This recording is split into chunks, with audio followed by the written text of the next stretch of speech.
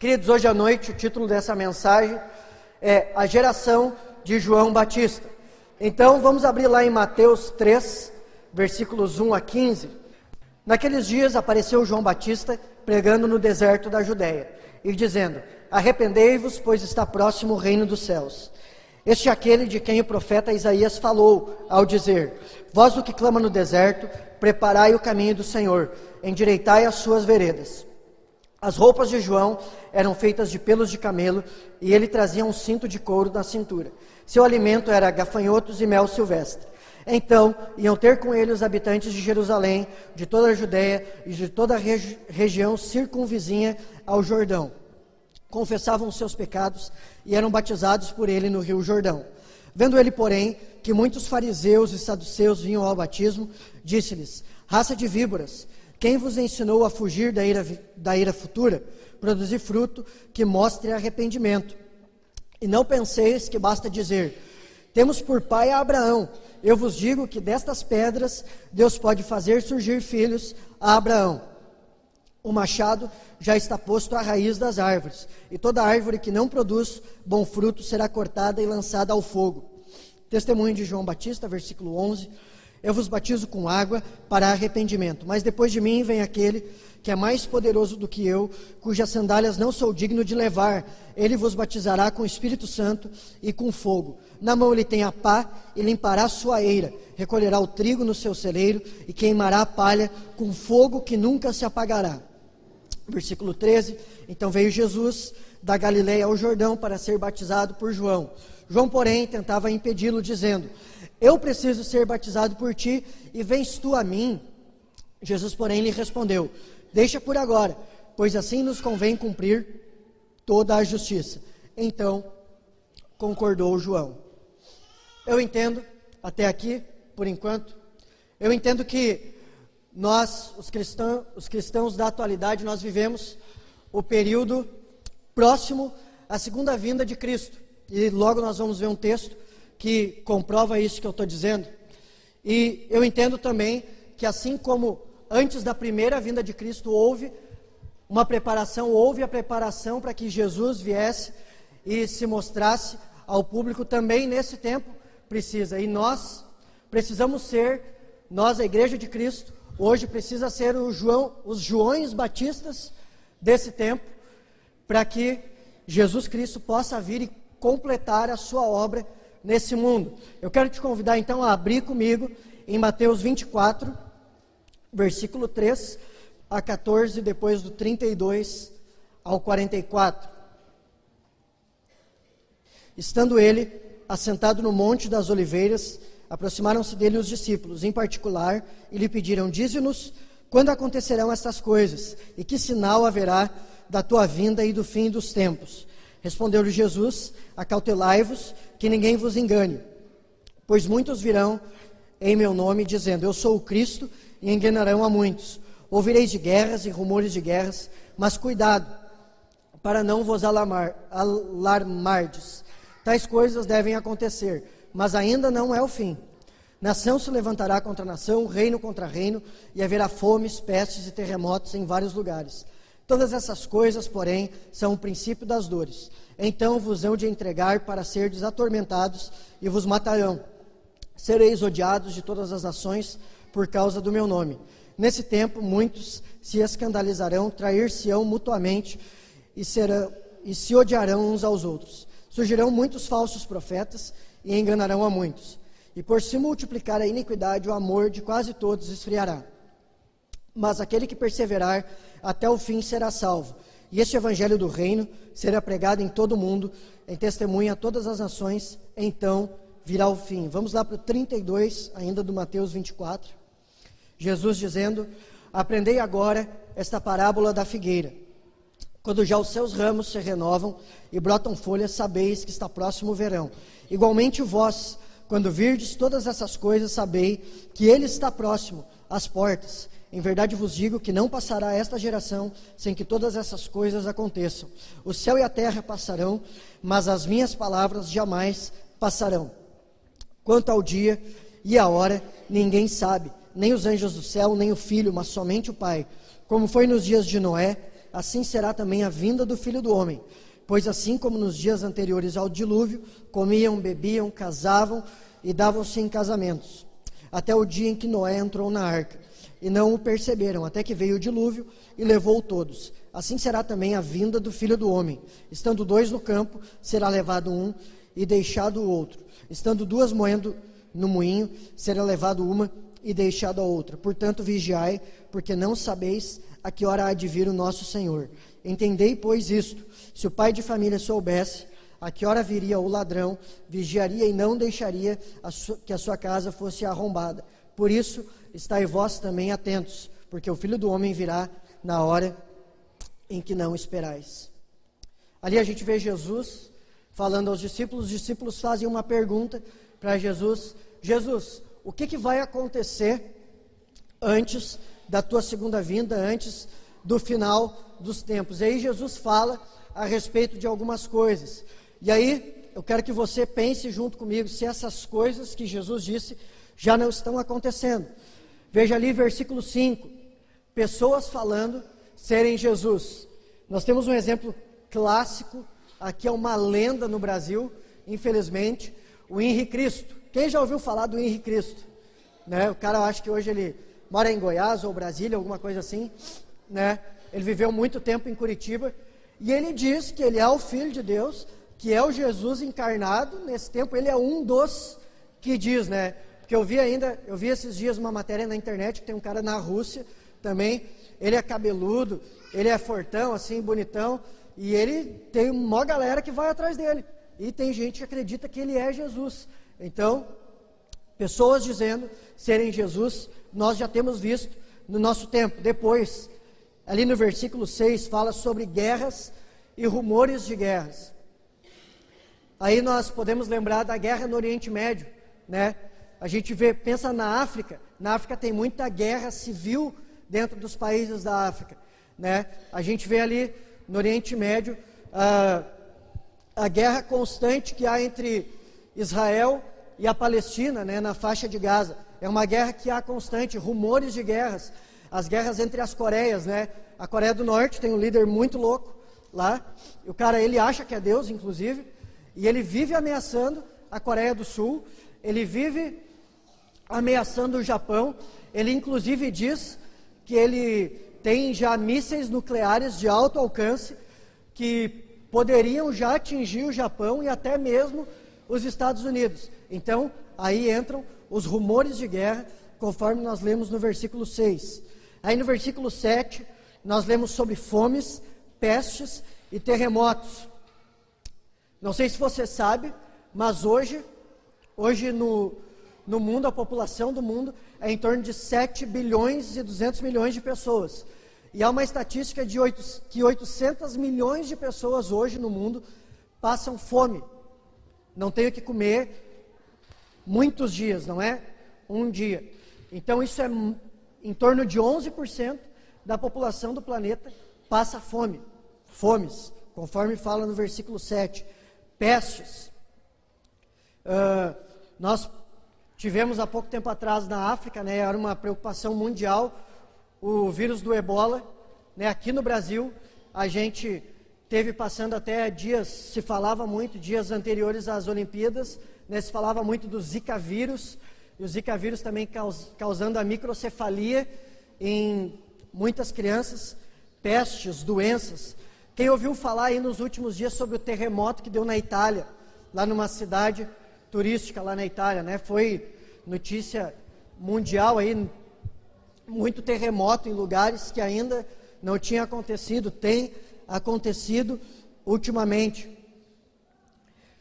Ali no versículo 9, a gente vê sobre cristãos sendo mortos. De vez em quando, a gente vê um vídeo institucional do Estado Islâmico, né, degolando cristãos, cortando o pescoço, decapitando cristãos por onde eles passam. E a gente vê também lá acho que é na Nigéria, tem um outro grupo extremista, o Boko Haram, também mata cristão, né? A gente vê perseguição a cristãos em outros países, também cristãos sendo presos, isso já está acontecendo. Pessoas, versículo 10 fala, pessoas se traindo e se odiando umas às outras, amizades de anos, de tempos, famílias sendo destruídas por causa de palavras malditas, ódio dentro da própria casa. Versículo 12 fala sobre o esfriamento do amor, né? Isso é o esfriamento do amor entre o relacionamento das pessoas. A gente vê muita falta de paciência, a gente fala mesmo falta de amor, né? Na rua, no trânsito, no trabalho, na escola, né? É incrível histórias que a gente ouve, que chega ao nosso conhecimento, de coisas acontecendo na porta de escolas, dentro dos casamentos, os casamentos acabando por causa de poucas coisas, onde antes havia muito carinho, muito gesto de amor, aí daqui a pouco já começa toda a fazenda ser falada dentro de casa, né? É cavalo, é égua, né? É todas essas coisas, as pessoas se xingando, né? Acabou o amor, começou o xingamento. Isso é esfriamento do amor. Aonde estava o amor que tinha antes, né? Isso vai destruindo. Isso é aquilo que precede ao final dos tempos. Você concorda comigo, então, que a segunda vinda de Cristo está próxima, baseada nesse texto? Então, ok, nós conseguimos compreender a mesma coisa. E eu não quis citar essas coisas, às vezes assim, a gente fala disso e bate um certo terror nas pessoas, né? E a gente fica assim, vai sair do culto, todo preocupado, e agora, e Jesus vai voltar, meu Deus, né? Não, eu quero falar de coisas, então se isso é uma realidade, você entende junto comigo que Jesus Cristo está voltando. Eu quero falar de coisas que nós precisamos fazer aí baseado na história, na vida de João Batista, aquilo que ele fez e quem ele foi antes de Jesus vir, coisas que nós precisamos ser e coisas que nós precisamos fazer. Eu quero falar de 3 pontos, 3 coisas que nós devemos fazer para nos preparar para a segunda vinda de Cristo. E agora vamos voltar lá para Mateus 3, 1 e 3. Ali fala, eu não vou ler de novo o versículo, mas fala que João Batista, ele estava no deserto. Fala que João Batista, ele vivia no deserto, as pessoas iam ao deserto para se encontrar com João Batista. O que eu entendo aqui sobre deserto, né? João Batista estava no deserto, quer dizer que ele estava à parte da sociedade da sua época, né? Jerusalém era um lugar bastante habitado, era uma metrópole naquele período. Creia-se que havia em torno de 200 mil pessoas, mais ou menos, morando lá, habitando lá na cidade de Jerusalém e aos arredores.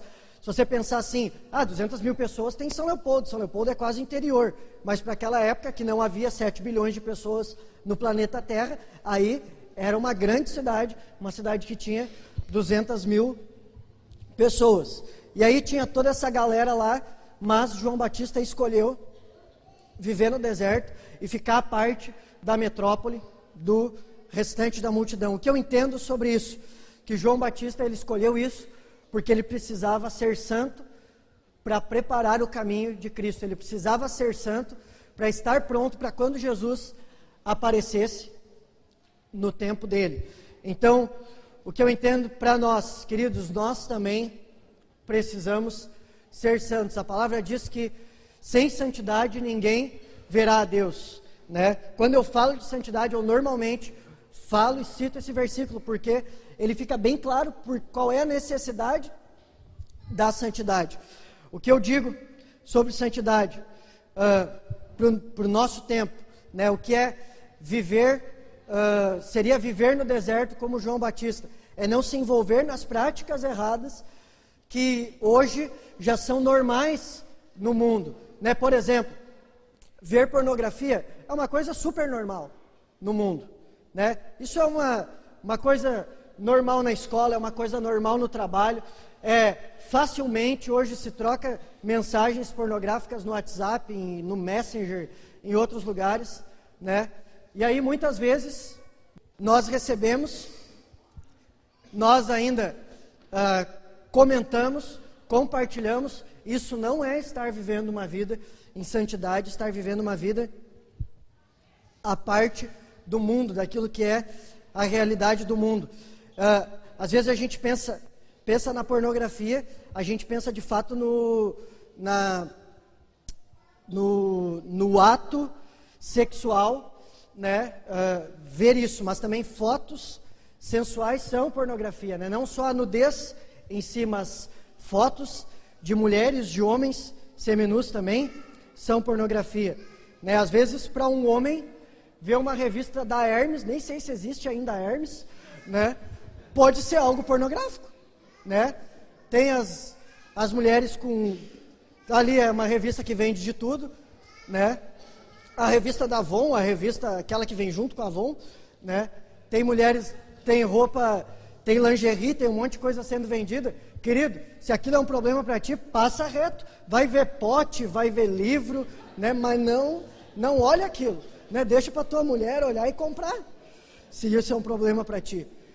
Ter uma coisa que vai ver pote é uma benção, né?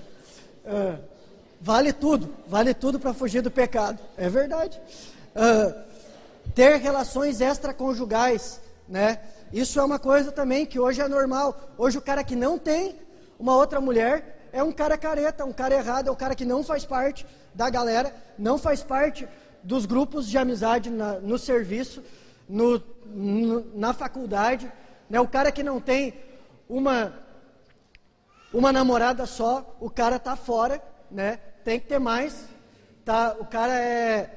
O cara nem homem é de verdade, às vezes se diz isso, né? Isso é normal lá fora, mas pra gente que é cristão, isso não pode ser normal, né? Praticar ou até mesmo aí eu tô falando assim de tu realmente ter um laço com alguém, né? Assim, do teu lado tu vai realmente andar com uma pessoa, mas relacionamentos extraconjugais virtuais também, isso também é errado, isso também é um pecado, isso muitas vezes, isso também é normal fora no mundo, fora da igreja, né? Eu ouvi numa pregação um relato muito triste, foi, acho que há uns 2 anos atrás,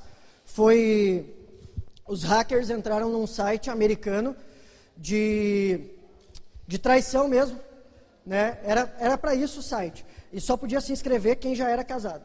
Aí os hackers entraram lá e abriram o nome de todos que estavam cadastrados naquele site, né? E infelizmente, eu não lembro bem o dado de quantos no total estavam cadastrados naquele site, mas infelizmente tinha em torno de uns 600 líderes ou pastores cristãos dos Estados Unidos e do Canadá, né? Aí você pensa assim, eu acho o número era de milhões de pessoas que estavam cadastradas naquele site.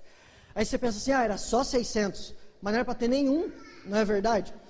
Porque se a gente seguisse a palavra, né, fosse seguir aquilo que a gente aprende por ela, não era para ter nenhum cristão de fato, né? Aí a gente, líder, não, mas não é só por ser líder, é cristão é aquele que segue a Cristo, né? Se a gente seguir a Cristo, a gente não vai ter essas práticas.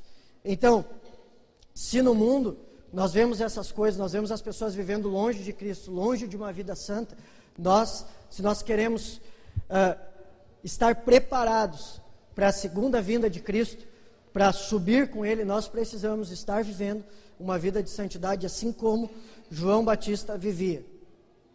Segundo ponto que eu quero falar nós temos que viver uma vida em humildade. No versículo 11 do capítulo 3, fala ali sobre João Batista falando, eu vos batizo com água para arrependimento, mas depois de mim vem aquele que é mais poderoso do que eu, cujas sandálias eu não sou digno de levar, ele vos batizará com o Espírito Santo e com fogo. Versículo 13, então veio Jesus da Galileia ao Jordão para ser batizado por João. João, porém, tentava impedi-lo, dizendo, eu que preciso ser batizado por ti, vens tu a mim? Jesus, porém, lhe respondeu, deixa por agora, pois assim nos convém cumprir toda a justiça. Então, concordou João e batizou Jesus. João dizia, gente, eu não sou ninguém, importante mesmo é aquele que está vindo aí em seguida. Eu não chego nem aos pés dele, eu não sou digno nem de levar as sandálias dele. João estava dizendo, e aí João mesmo disse isso, Jesus chega lá. Aí João tremeu as pernas, né? Tremeu na base. Aí Jesus ainda vem e diz para ele, Jesus ainda vem e diz para João, me batiza. João, Jesus, o que é isso? É eu que tenho que ser batizado por ti. Ele está reconhecendo, você que é o mestre, você que é o Senhor, não sou eu, está errado isso. Aí Jesus diz, não, fica tranquilo, está tudo certo, me batiza que tem que ser desse jeito. Aí João, sendo obediente, batizou Jesus para que a palavra se cumprisse. Então, nós temos que ter a mesma humildade de João Batista. Isso é uma das características para que a gente possa estar preparados para a vinda de Cristo, né? Sermos humildes. Tudo aquilo que nós temos, tudo aquilo que nós somos, vem dele, é dele e é para ele. João disse também, está lá em João 3,3, convém que ele cresça e que eu diminua. Tudo aquilo que você faz, quem recebe a glória de tudo aquilo que você faz? Né? Para quem você faz tudo aquilo que você faz? Né? Aí, na igreja é tudo para Cristo, claro, né? Eu estou aqui na igreja, a igreja de Cristo, então é para Jesus, né? Sim, é tudo para Jesus aqui, mas no seu trabalho, na sua casa, aonde você estuda, né? Você ter um trabalho, a gente precisa reconhecer que termos um trabalho é algo que Deus nos deu, né? E é para Ele que nós temos que usar esse trabalho. Nós temos a possibilidade de estudar, de cursar o ensino fundamental, o ensino médio, fazer uma faculdade, uma pós-graduação, mestrado, doutorado, tudo isso é Deus quem proporciona e é para Ele também que nós temos que usar. Eu não estou nem falando que, tudo que você for estudar na sua vida, você tem que estudar para fazer na igreja alguma coisa. Não, mas é com aquilo que você estudar, aonde você trabalhar, aquilo que você fizer, seja para a honra e glória de Jesus. Né? Você como pai, você vê o seu filho dando fruto, seu filho sendo comportado, né? Seu filho crescendo em Cristo, sendo um bom exemplo na escola, tirando notas boas, né? Dê glória a Deus por isso, porque Ele também está usando a sua vida para ensinar bem o seu filho. Dê glória a Deus por isso. No seu trabalho, se você ganhar uma promoção, dê glória a Deus por isso. Deus é quem está proporcionando essa promoção para você. Líder de célula, a célula que você lidera para quem? Para Cristo. Discipuladora, aquele que você discipula, que você cuida, você está cuidando para Cristo, não é para você, é para Ele. É Ele que coloca a motivação em nós para fazer qualquer coisa e é para Ele quem nós fazemos todas as coisas. Amém? A palavra diz em Apocalipse 22:13, Ele é o alfa e o ômega, o primeiro e o último, o princípio e o fim. Tudo começa nele e tudo termina nele. Amém? Tudo na sua vida deve começar nele e deve terminar nele. E o terceiro ponto que eu quero ressaltar sobre uma característica de João Batista, no versículo 1 e no versículo 2, fala que João Batista pregava no deserto da Judéia e ele pregava: arrependei-vos, pois está próximo o reino dos céus. Mateus 24:14, nós lemos que Jesus disse: e este evangelho do reino será pregado em todo o mundo, em testemunho a todas as nações, então virá o fim. O desejo de Deus, o desejo de Jesus é que nós, assim como João Batista, preguemos o evangelho. O evangelho de Deus o evangelho de Jesus é o evangelho de salvação. E a salvação não é nada além, simplesmente, arrepender-se dos nossos pecados, reconhecer a Cristo como único Senhor e Salvador e viver com Ele. É simples. Às vezes a gente faz muita firula, dificulta, mas é simples. Arrependam-se, porque é chegado o reino dos céus. É isso que nós temos que crer e é isso que nós temos que pregar. É isso que as pessoas esperam que nós preguemos. Romanos 10:11-14 fala: como diz a Escritura, todo aquele que nele crer não será envergonhado, pois não há diferença entre judeu e grego. O mesmo é o Senhor de todos, rico para com todos os que o invocam. Porque todo aquele que invocar o nome do Senhor será salvo. Como, pois, invocarão aquele em quem não creram? E como crerão naquele de quem não ouviram? E como ouvirão, se não há quem pregue?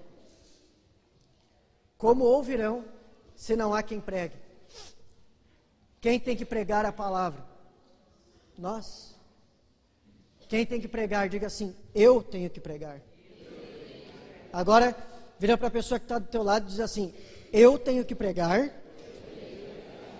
mas você também tem que pregar. Amém? Jesus disse: ide, portanto, fazei discípulos de todas as nações, batizando-os em nome do Pai, do Filho e do Espírito Santo. Ide, fazei discípulos. Fale de Jesus, pregue o Evangelho, ensine a andar com Jesus. Dados apontam que 42,3% da população mundial ainda não teve a oportunidade de conhecer Jesus e nem conhecer os Evangelhos. 42,3% de 7 bilhões de pessoas. Isso são 3 bilhões e 120 milhões de pessoas que ainda não ouviram falar do Evangelho. E não ouviram falar porque muitas vezes eu e você ainda não estamos pregando. Não é verdade? Se o dever é nosso, se o dever é do cristão fazer isso, se essas pessoas ainda não conheceram, é porque nós estamos deixando de falar, não é verdade? 3 bilhões e 120 milhões de pessoas. Na Ásia, a situação ainda é um pouco mais crítica. 60% da população da Ásia ainda não ouviu falar do Evangelho de Jesus. O país que mais precisa de missionários é o Marrocos. Possui apenas 12 mil cristãos professos, 0,2% da população. E o Saara Ocidental, 99,9% da população é muçulmana. Então é 0,01% é de outras religiões. Não quer dizer que são cristãos, são de outras religiões, alguns desses cristãos. No Brasil tem 309 grupos de etnias, 29 ainda não foram alcançados pelo Evangelho. Através de pesquisas, entende-se que 0,1% do Brasil ainda não ouviu falar do Evangelho. Então, 99,9% do Brasil já ouviu falar do Evangelho. Então, esses 0,1% são 118 mil pessoas. Só que, à mesma medida que somente 118 mil pessoas ainda não ouviram falar do Evangelho, isso é menos do que toda a população de São Leopoldo, né? Somente 25% de pessoas no Brasil hoje se declaram, 25%, um pouco mais, se declaram cristãos, né? Aí dentro de cristãos, se declaram evangélicos, na verdade. Aí dentro desses, aqueles que não, são igrejas que não professam de fato Jesus, não seguem de fato os evangelhos, e ainda disse que a cada um cristão que se diz cristão, tem mais um que se diz desviado, que um dia já foi cristão. Então tem muita gente dizendo que é, mas não é. Então o Brasil ainda precisa que nós preguemos, né? Talvez eu dou para você esse dado de 0,1%, beleza, vamos para fora, porque aqui tá tudo dominado, né? Tá tudo conquistado. Não, nossos vizinhos ainda precisam ouvir falar de Jesus, a nossa cidade ainda precisa ouvir falar de Jesus. Amém, queridos? Será que a igreja brasileira está preparada para a segunda vinda de Cristo? Será? Será que você está preparado para a segunda vinda eminente de Cristo? Ele está à porta, está voltando, falta pouco. Será que será que você, a gente está preparado? Será que a gente está sendo como João Batista, que teve uma vida em santidade, foi uma pessoa humilde e era alguém que pregava a palavra, pregava o evangelho? Por isso que a gente pode dizer que João Batista estava preparado para a vinda de Cristo. Depois a gente vê em Mateus 11, aí a gente vê o próprio Jesus falando de João Batista, né, falando quem foi João Batista, reconhecendo João Batista como um profeta, né? Hoje, se Jesus aparecesse aqui, né, ou fosse o dia da segunda volta de Cristo, o que Jesus falaria de mim, o que Jesus falaria de você?